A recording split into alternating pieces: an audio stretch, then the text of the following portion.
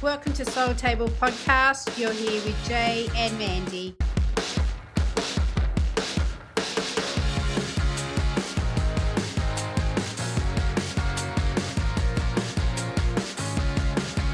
Hey, we're here on the Soul Table Podcast and we're with Glenn Patrick from Shotgun Mistress. Woo! One of my favourite heavy metal bands. So, Glenn, tell us about how Shotgun Mistress came to be about. Thank you so much for having us, first and foremost. Really appreciate being on the podcast. Well, going back... It's good to have you. No, appreciate it. Going back, it's probably getting up there to a decade now, I think. We're about to do our third album. And how it all sort of came about was Matt, the guitarist. We call him Mash because he's a shredder, very much similar to Slash, but we call him Mash because it's like the the Temu version, but a very good Temu version. He had known all of us from different walks of life throughout the years. We had never sort of met each other as a group before. I knew Matt when I was, 16, 17 years old. I was in a band with him, and similar to all the other guys, just in separate bands. Matt's a bit of a band hussy, so he's in plenty of bands. Always has been, always will be. So he pretty much wanted to, I guess, deviate from his normal death metal, black metal sort of platforms that he always, I guess, associated himself with, such as the Berserker and a Bremelin and a lot of these other really big metal bands. And he wanted to sort of, I guess, test the water with some rock and roll. And I was very much in the pop rock scene. Always wanted to be more in the rock scene because that was where I sort of felt most comfortable, but I just didn't really have the peers around me to, I guess, help me facilitate where I wanted to be in the industry.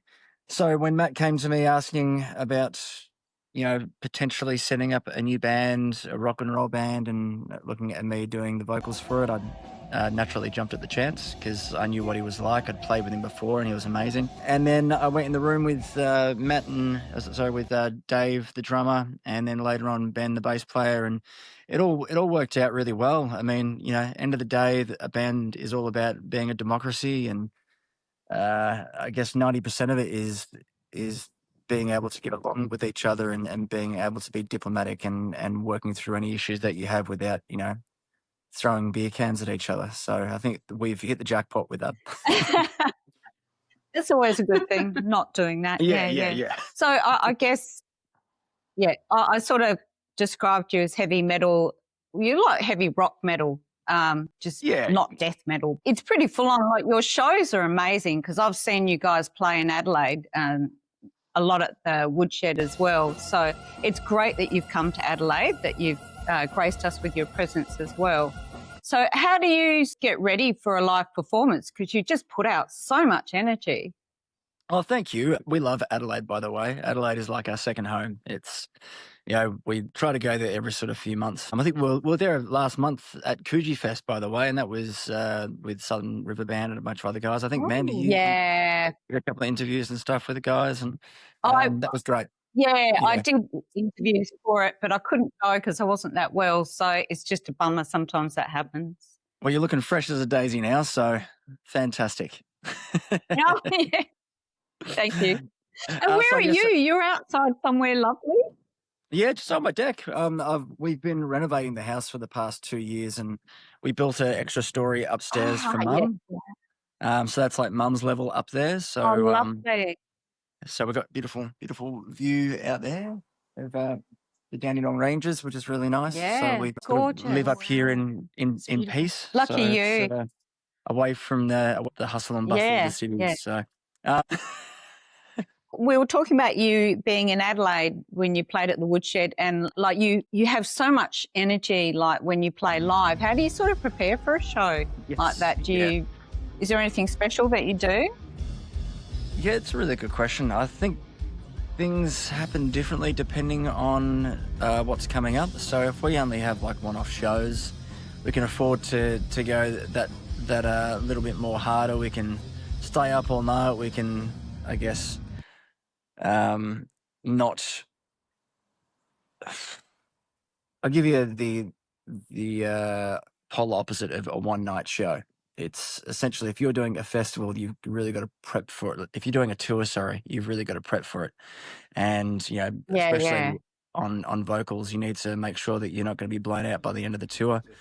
And, even prepping correctly and doing all the warm-ups and the warm-downs and, after a long tour, even just a week of every night, it can get quite taxing on the old voice, and we're not spring chickens anymore. So it's very different to, I guess, doing one-off shows when you can be a little bit more lax with it. You can go a little bit more, heavy into just letting loose with your vocals, and if you get hurt, you'll have a bit of time to recover. So where have you played to? Yeah, cool. So we've been playing, around Australia. We became national touring artists back in, probably about 6 years ago, when we did the national tour with Electric Mary on one of their last tours, which was amazing. And they sort of gave us the leg up. They took us under their wing and really sort of helped us open our eyes to how touring sort of works in general in this scene. And they're a great band. Oh, amazing! They're just phenomenal people as well.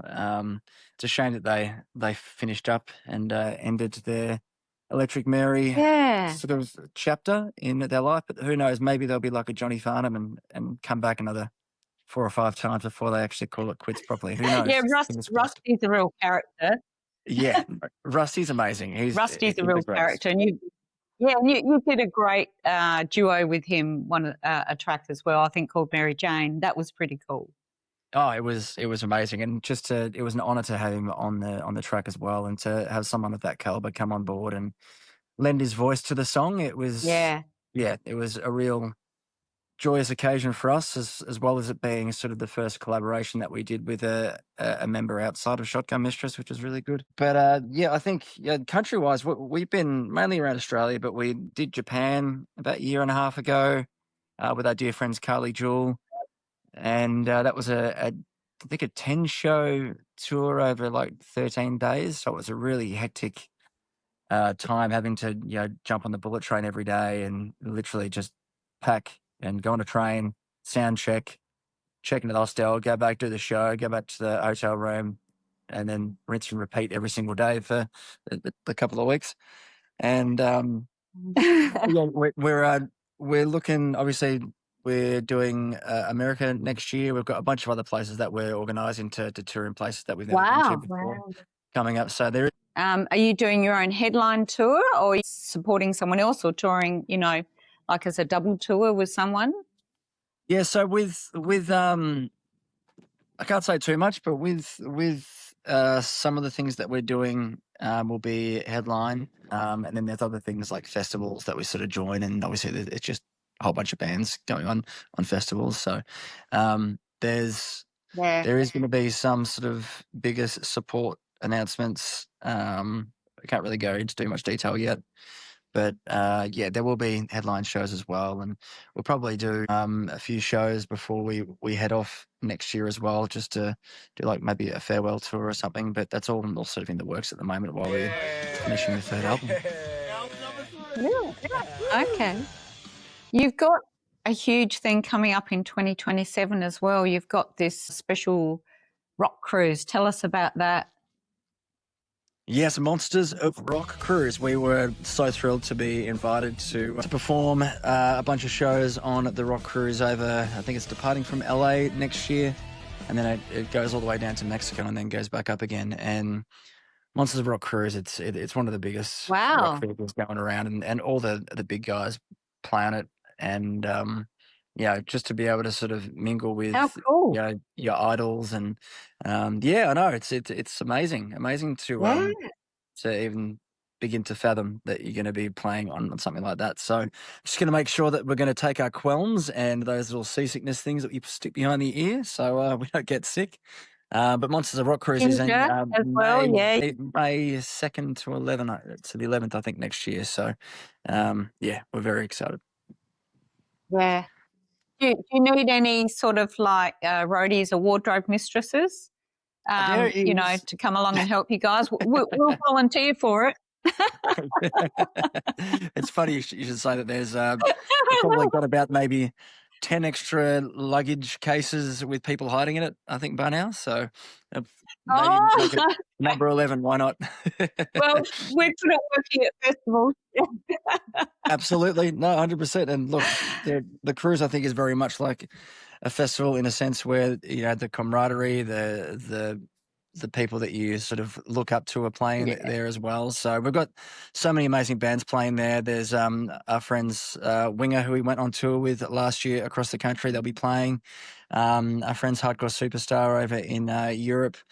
Even our dear friends Sisters Doll here in Australia. It's their second time over there. So we'll be heading over there with them next year as well. So heaps of massive bands. I know that there's members of Judas Priest and there's Tesla, bunch of massive bands playing. So we're Sebastian Bach is there as well. So it's going to be a great time. Awesome.